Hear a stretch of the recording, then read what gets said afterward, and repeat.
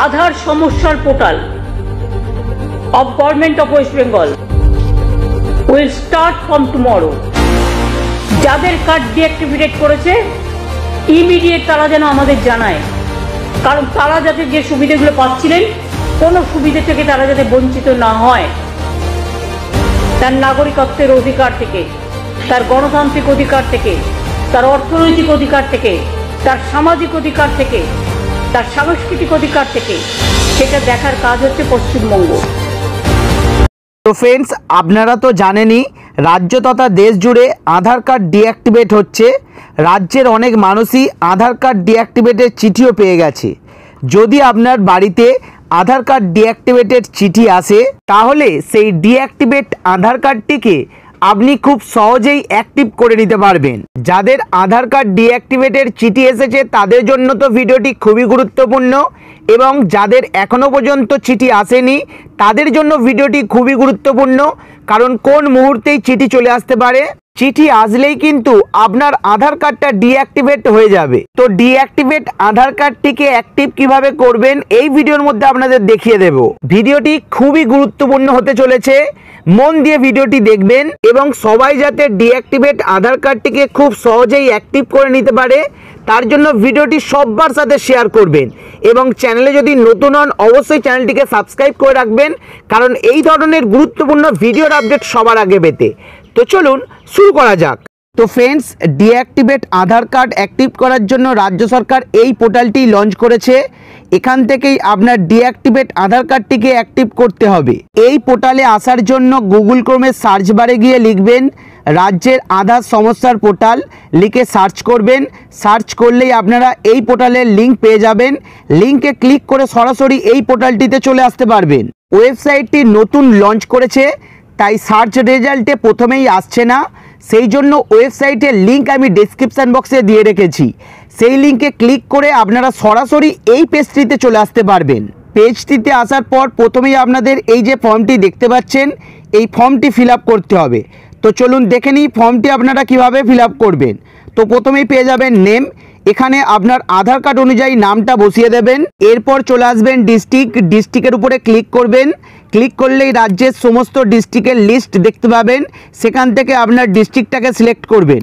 তারপরে চলে আসবেন ব্লক বা মিউনিসিপ্যালিটি, এখানে ক্লিক করবেন। ক্লিক করলেই আপনার জেলার সমস্ত ব্লক এবং মিউনিসিপ্যালিটির নাম চলে আসবে, সেখান থেকে আপনার ব্লক বা মিউনিসিপ্যালিটির নামটা সিলেক্ট করে নেবেন।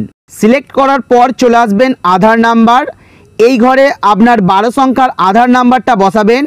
আধার নাম্বার বসানোর পর চলে আসবেন ফুল অ্যাড্রেস, এইখানে আপনার সম্পূর্ণ ঠিকানাটা বসাবেন। ঠিকানার পর চলে আসবেন পিনকোড অপশানে, এই ঘরে আপনার পিনকোডটা বসাবেন। পিনকোড বসানোর পর চলে আসবেন ভোটার আইডি কার্ড নাম্বার অপশানে, এই ঘরে আপনার ভোটার আইডি কার্ড নাম্বারটা বসাবেন। 18 বছরের নিচে হলে এই ঘরটিকে আপনারা ছেড়ে দেবেন, এখানে আর কিছু বসাতে হবে না। তারপর আপনারা চলে আসবেন অ্যাসেম্বলি কনস্টিটিউয়েন্সি নাম্বার, প্রত্যেক বিধানসভা কেন্দ্রেরই একটি নাম্বার হয়, আপনার বিধানসভা কেন্দ্রের নাম্বারটা এই ঘরে বসাবেন। এরপর চলে আসবেন বুথ নাম্বার বা পার্ট নাম্বার, এই ঘরটায় আপনার বুথ নাম্বার বা পার্ট নাম্বারটাকে বসাবেন। এই বুথ নাম্বার, পার্ট নাম্বার এবং বিধানসভা কেন্দ্র নাম্বার যদি আপনার না জানা থাকে তাহলে আপনার অঞ্চলের বিএলওর কাছে যাবেন, সেখান থেকে আপনারা এই বুথ নাম্বার, পার্ট নাম্বার এবং বিধানসভা কেন্দ্র নাম্বারটা পেয়ে যাবেন। এরপর চলে আসবেন আপলোড আধার ডিঅ্যাক্টিভেশন লেটার, আধার কর্তৃপক্ষ থেকে যে ডিঅ্যাক্টিভেশন লেটারটা পাঠিয়েছে সেই লেটারটা এখানে আপলোড করতে হবে। লেটারটিকে পিএফ বা ইমেজ ফরম্যাটে 100 কেবির মধ্যে আপনার ফাইলে সেভ রাখবেন। এরপর চয়েস ফাইলে ক্লিক করবেন, ফাইল ওপেন হবে, সেখান থেকে চয়েস করে আপনারা আপলোড করে দেবেন। এরপর রিমার্কসে চলে আসবেন, যদি আপনার কোনো মন্তব্য থাকে এখানে সেটা টাইপ করে দেবেন, যদি কোনো মন্তব্য না থাকে তাহলে এই ঘরটিকে ছেড়ে দেবেন। এরপর চলে আসবেন ইওর ভ্যালিড মোবাইল নাম্বার, এই ঘরে আপনার ভ্যালিড মোবাইল নাম্বারটা বসাবেন। চেষ্টা করবেন যেই মোবাইল নাম্বারটা আপনার আধার কার্ডের সাথে লিঙ্ক করা আছে সেই মোবাইল নাম্বারটাই বসাতে। মোবাইল নাম্বার বসানোর পর গেট ওটিপি অপশানে ক্লিক করবেন। এখানে যে মোবাইল নাম্বারটা আপনি দিলেন সেই মোবাইলে একটি ওটিপি চলে যাবে। গেট ওটিপির নিচে ঠিক এই জায়গাটায় ওটিপি এবং ক্যাপচার বসানোর অপশান পেয়ে যাবেন। ওটিপি এবং ক্যাপচার বসিয়ে সাবমিট অপশান এসে আপনারা ক্লিক করে দেবেন।